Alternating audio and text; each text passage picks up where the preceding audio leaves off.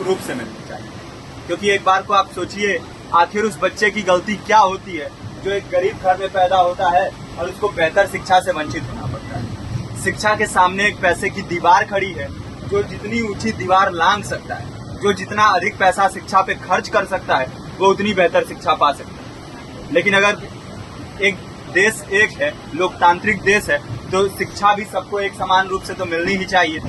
आज परिस्थिति ये है कि एक तरफ तो प्राइवेट स्कूल हैं जो लूट के अड्डे बने हुए हैं, वहां पे आप एडमिशन कराने जाएंगे तो सिर्फ एडमिशन के नाम पे ही आपको 10,000 20,000 रुपए देना होगा। और कमीशन खोरी का ऐसा धंधा है कि कॉपी, किताब, टाई, बेल्ट, ड्रेस, जूता कहाँ से खरीदना है ये आप नहीं तय करेंगे वो प्राइवेट स्कूल वाले। यानी आम लोगों की मेहनत की आखिरी कौड़ी उनके जेब से वसूल लेना चाहते हैं। और दूसरी तरफ सरकारी स्कूलों में न तो पर्याप्त टीचर हैं, न पर्याप्त बिल्डिंगें हैं।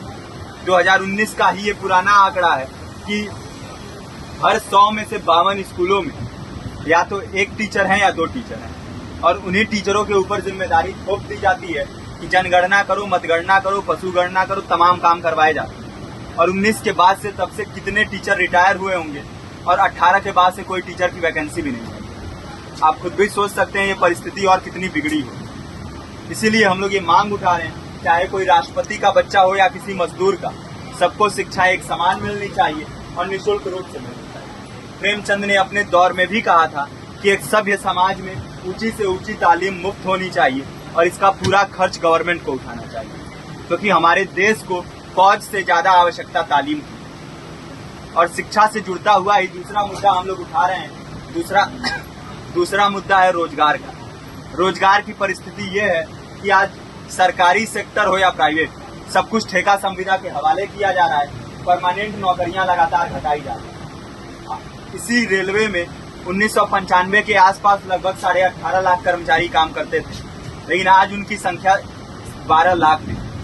आप खुद भी सोच सकते हैं कितने बड़े पैमाने पे परमानेंट पदों को घटाया जा रहा है। और आज आलम ये है, एक तरफ लाखों पद खाली पड़े हैं, फिर भी कोई वैकेंसी नहीं निकलती। जो वैकेंसियां निकलती हैं उनमें भ्रष्टाचार होता है, पेपर लीक हो जाते हैं।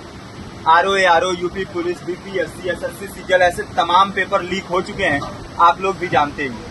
अभी नीट की धांधली में ये पता चला कि एक एक पेपर 30 लाख से 50-50 लाख रुपए में बेचा गया।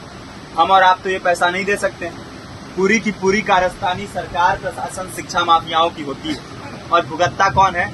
आम घरों के लोग, जो लोग सालों साल तैयारी करते हैं, दिन भर में 10-10 घंटे, 12-12 घंटे पढ़ते हैं। और इतनी कड़ी मेहनत के बाद, सालों साल की मेहनत के बाद उनके हाथ लगती है तो सिर्फ हताशा, निराशा, अवसाद। बहुत से छात्र, नौजवान जो इस बेबसी में, इस डिप्रेशन में नहीं जी पाते, आत्महत्या तक के कदम उठा लेते हैं। लेकिन ये देश की विडंबना है कि टीवी चैनल, अखबार, मीडिया, नेता, मंत्रियों के लिए कहीं ये कोई मुद्दा नहीं है। उनके लिए मुद्दे हैं तो जाति, धर्म, रंग, नस्ल, अगड़ा पिछड़ा। आज जब पूरी परिस्थिति इतनी भयावह है तो ये जरूरी है कि लोगों के बीच में जाया जाए, लोगों को संगठित किया जाए और एकजुट किया जाए। क्योंकि आज अगर अपने मुद्दों पर बोलेंगे नहीं तो कल को ये परिस्थिति और बिगड़ेगी। हो सकता है ले दे के अपनी जिंदगी तो हम लोग काट ले जाएं, लेकिन आने वाली पीढ़ियों को क्या भविष्य देके जाएंगे, ये भी सोचने वाली बात है। हमारे साथी ने आपको पर्चा दिया है, पर्चा आप तक पहुंच गया है। पर्चे में और भी बातें हैं, इसको पूरा विस्तार से पढ़िए। पर्चे में हमारा नंबर है, संपर्क कीजिए। फेसबुक का, इंस्टाग्राम का लिंक है, आप वहां पे जाएंगे तो आपको पता भी चलते रहेगा कि लगातार किन किन माध्यमों से हम इस अभियान को चला रहे हैं। नुक्कड़ नाटक, संगीत, शिक्षा सहायता मंडल, लाइब्रेरी, तमाम माध्यमों से इस अभियान को चला रहे हैं और कोशिश कर रहे हैं कि बड़े से बड़े पैमाने पर हर जगह पे लोगों को संगठित किया जाए और एकजुट किया जाए। आपके बीच भी आए हैं आपका साथ और सहयोग दें। साथ इस रूप में कि आप भी हमारे इस कारवां और इस मुहिम से जुड़िए।